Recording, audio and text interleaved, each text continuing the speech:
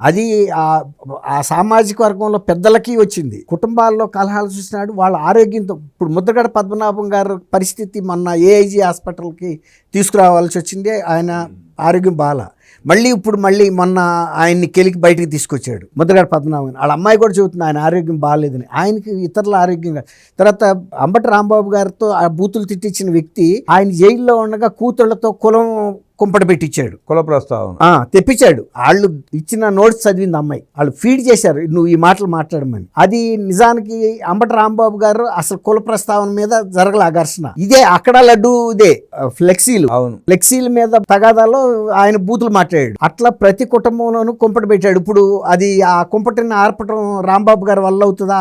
నోటి నుంచి మాటలు బయటకు వచ్చేసింది. అట్లా ప్రతి కుటుంబంలోనూ ఏదో ఒక చిచ్చు పెడుతున్నాడు. ఇప్పుడు ఇంకోటి ఏంటంటే అసలు ఇప్పుడు రాంబాబు గారి కన్నా కూడా రాంబాబుని పక్కకు పెట్టి రాంబాబు గారి కూతుర్ని రాజకీయాల్లో ప్రోత్సహించే పరిస్థితి ఉందని కూడా గుంటూరు జిల్లా ప్రజలే చెబుతున్నారు. ఆ అమ్మాయి అంటే పాత తరం ఆయన్ని అనవసరం, ఈ అమ్మాయి అయితే ఇంకా డైనమిక్ గా ఉంటది, నాకు కూడా ఇంకా రాజకీయ భవిష్యత్తు ఉంది, ఈ అమ్మాయి కూడా వయసు ఉంది కాబట్టి నాతో పాటు సెయిల్ చేస్తుంది అన్నట్టుగా. అంటే ఆరోపణలు లేవు. ఫ్రెష్ క్యాండిడేట్ రాంబాబు మీద అనేక ఆరోపణలు ఉన్నాయి తర్వాత ఆయన అని అనుకుంటున్నాడు జగన్మోహన్ రెడ్డి. కాకపోతే జగన్మోహన్ రెడ్డి గెలిచే పరిస్థితి లేనప్పుడు ఎవరి నుంచి పెడితే మాత్రం ఉపయోగం ఉంది? ఆయన రాజకీయ భవిష్యత్తు ముగిసిపోయిందండి.